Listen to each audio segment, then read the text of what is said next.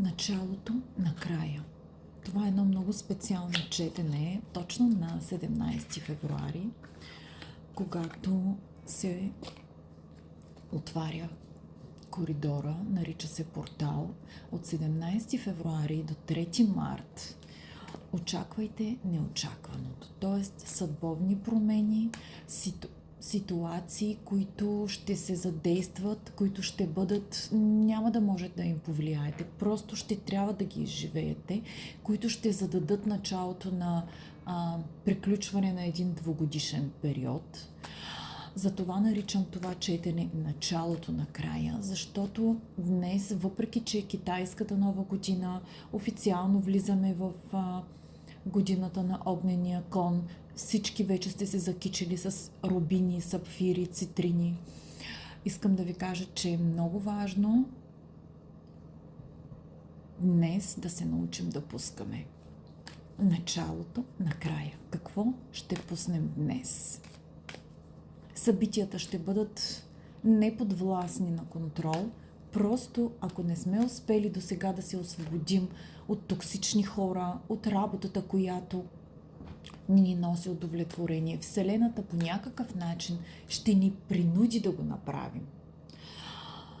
Относно привличане, днешния ден е подходящ да си нарисувате една руна, с която да привлечете и да материализирате по някакъв начин своите желания. Взимате се един обикновен химикал, син, черен и много е лесно. Рисувате си една руна. Сега ще ви покажа колко е лесно. Ето това и това. Виждате ли? Една черта по-дълга и двечки, които я пресичат като хикс. Взимате си нашата гривна магнит за пари. Алина от Варна ги прави. Тези, които нямат, могат, все още имате време. До 3 марта е отворен коридора на затъмнението. Взимате си, ето я дамската, с кристали Сваровски и с камъни специално подредени, да привличате пари. Слагате си я, ако сте мъж, си взимате, или пък ако искате да подарите на мъжа си магнит за пари, имаме и в кафяв, и в черен вариант магнит за пари.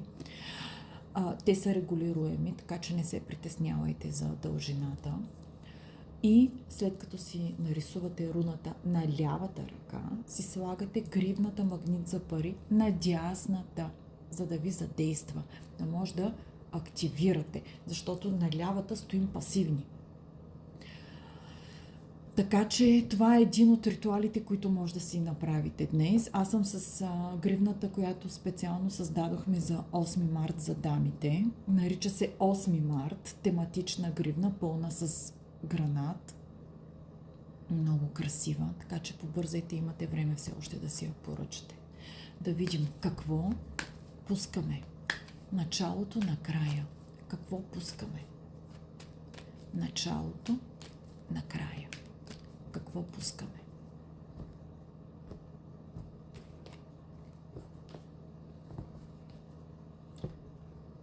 Пускаме. Вижте коя карта излиза тук.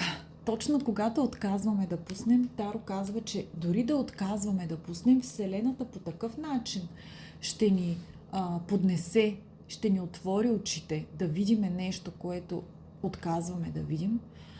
Ако не го пуснем, вижте, ще ни принуди да влезем в енергията на 10 мечове, отново да бъдем наранени, отново да бъдем предадени, за да може вече наистина, просто няма да ни остави Вселената, говоря общо за всички, без значение мъже, жени, избор, и ще ни се наложи принудително. Ето, първата карта, погледнете. Възмездие, правосъдие, картата на Темида. Просто трябва вече да има баланс. Всичко, което не ни е служило, което е излишно от живота ни, сега от 17 февруари до 3 март ще задейства ситуации, които ще ни принудят, искаме или не искаме, готови или не готови, да се освободим.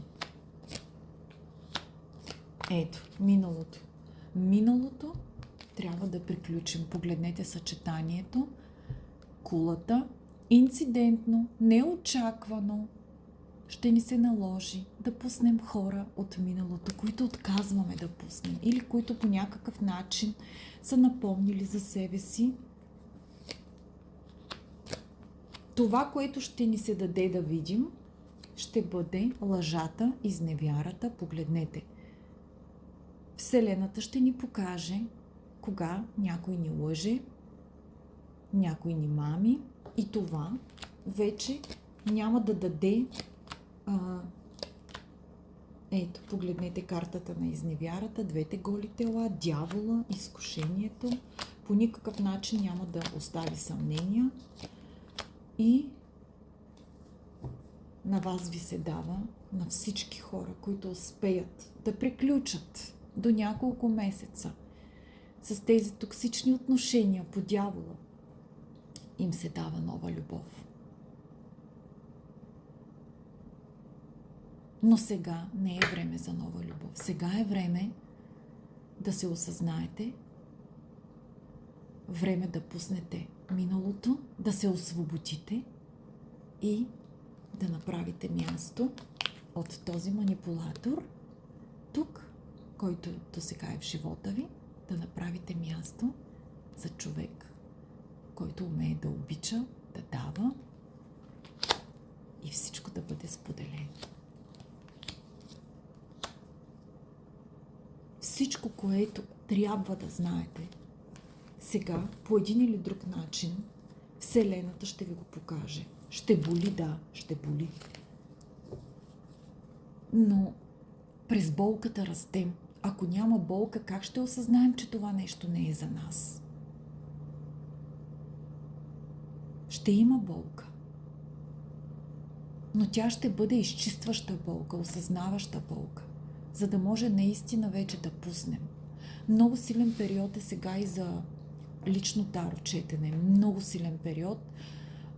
За днес и за утре вече часовете се запълниха, но имате време до 3 март, докато сме в коридора на затъмненията, да си запишете час. Пишете ми на Viber, там ще ви изпратя цени, условия, варианти за лично четене при мен. Не изпускайте този силен период до 3 март да си направите лично четене конкретно за вас, да видите съветите на Вселената, какво да пуснете, кое си струва, кое не си струва, какво предстои. Много, много силен период е от днес, 17 февруари, до 3 март, а събитията ще се разгръщат до 6 месеца след това новолуние в Водолей и слънчево затъмнение. Дано да ви бях полезна.